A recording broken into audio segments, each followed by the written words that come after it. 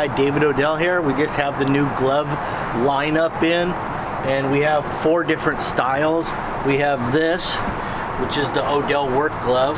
Here's the bottom, here's the outside. And then on here we've got 2 different textures, different color logos. We've got a gray and gold, white and gold. This is a smooth texture on the bottom. This one has a little bit more grip to it. And these are actually the ones I've been wearing right here. This is the 4th pair that we have. We've worn this for about a good week now, and there's no visible damage at all, and nice and snug, and they're surprisingly warm. Anyway, check it out on the storefront at Odell Concrete. Thanks for watching. Stay tuned. Hi, David Odell here with Odell Complete Concrete. This is our first day on the job site, other than when I did the estimate, of course. But this is when we're getting ready to get down to business and move some dirt. And this is what we're looking at. You can see that we're going to be matching that garage floor. That's a new garage, new foundation. And a lot of the dirt's already been removed out of here because they set the garage floor up high enough to give drainage to the front yard, which was a good maneuver. Elevation of foundation is crucial. Whenever you're building any foundation, you want it higher than the surrounding area, and then your exterior to slope away to meet whatever. In this case, it was well done on the elevation.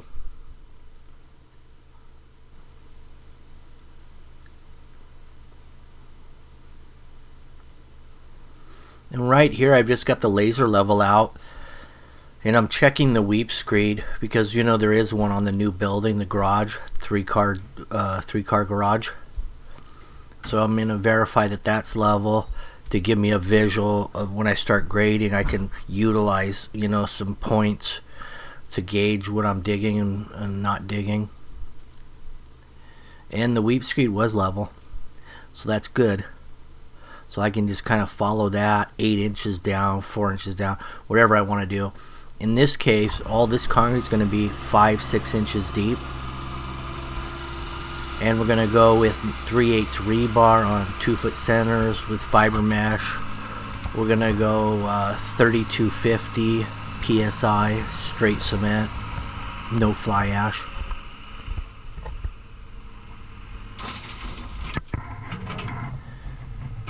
So after the laser level, what I've found out is that the actual dirt, minimal dirt to remove. I just want to get rid of all the organics, the grass, roots, anything that may decompose underneath the concrete. I want to get rid of that regardless of how deep I have to go.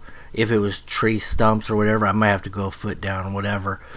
But in this case, it was just some grass, so I'm just going to scrape it off the top, and very minimal root system.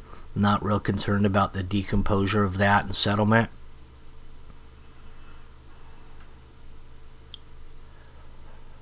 So just by scraping the grass, we're pretty much on grade. But we're going to also be putting some crushed concrete base in here. We're going to put 3 inches of base, and here it is here. And this is crushed asphalt and concrete actually. Makes a great base for pavers, concrete, a lot of things that you don't want to move around. Because the funny thing about it, even though it's crushed old concrete, when you add water to it again, it actually semi-reacts again, and it gets kind of hard like normal fresh concrete would. Not as hard, of course, but it does harden up.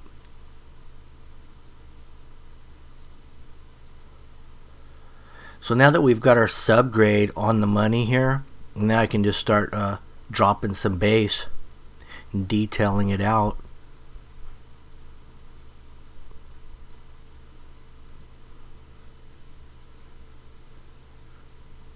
We're going to have a planter area along the building on the side yard there, the left side, and then along, we'll pour against the property line on the left side of the garage.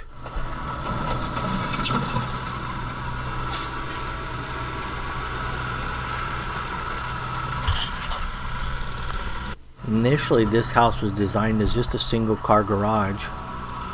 Might have even been a carport actually at one time. But this addition, because the lots were so big that they were able to put a 3-car in the back and then open up that single car and make it a drive-through.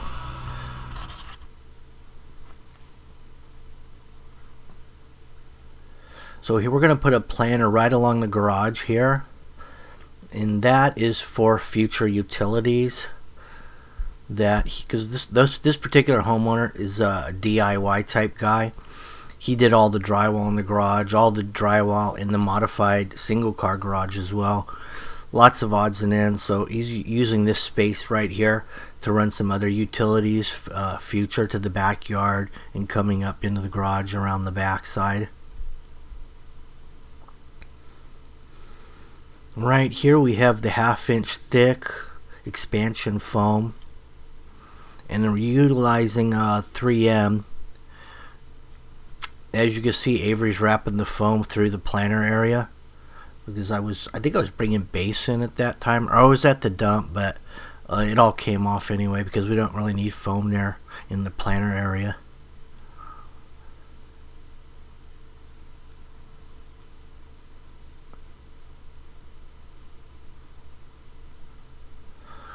Now we're using some plastic 2x4. And that's all reusable. I've already did about 10 or 15 jobs with the same 2x4 plastic. Great for radiuses. Minimal stakes, and it holds its shape really well. Now over here on the straight shot planter bed, we're just going to use the standard 2x4 wood.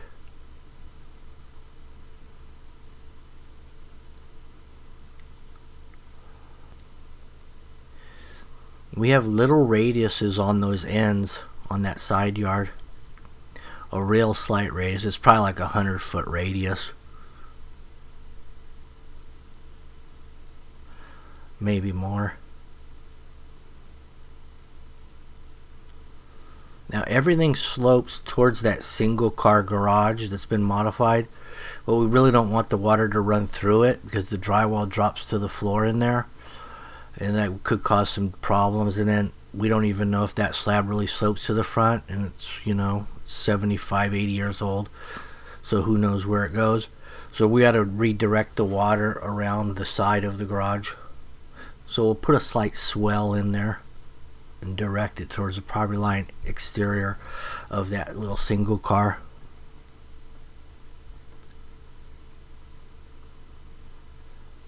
That big chunk of step that was laying in there, that was one of the stoops they pulled off of the side of this house. He's going to put a temporary wood step in there, one that's portable, so that way he can drive in and out and not have that big bulk hanging out. See that door over there on the side? Well, if you put a step on there, you're going to be a good 3 feet out. It's going to really crimp your driving ability going through there. So we're going to do wood mobile unit there, or he may not even use that door. I'm not real sure.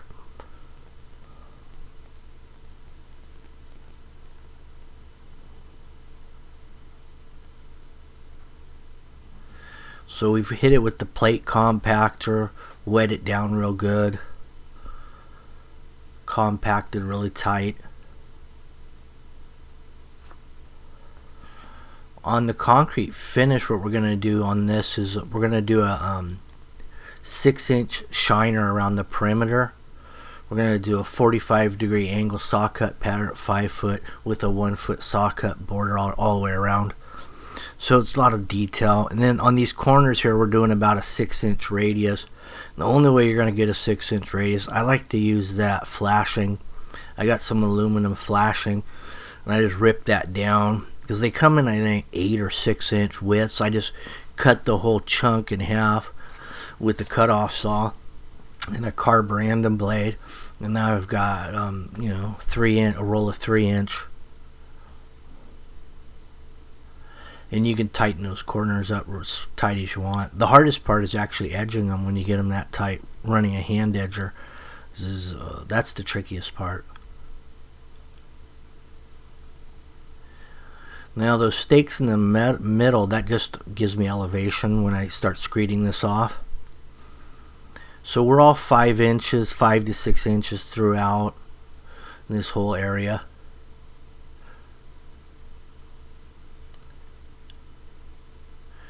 The stucco on that house happens to be colored stucco, no paint, and it's a smooth finish. It's already 10 years old and it looks like the day it was put on.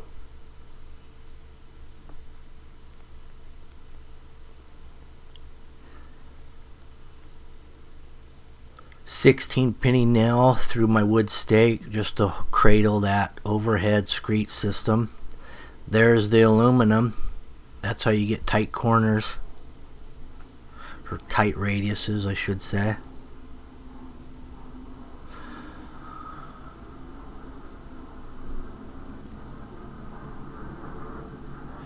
A little slight radius there. All those plastic 2x4s all have a mild radius. Anyway, thank you for watching, and this was part 1 of a 2-part series. The next one's going to be the pour day and the saw cutting. Thanks for watching and have a good day.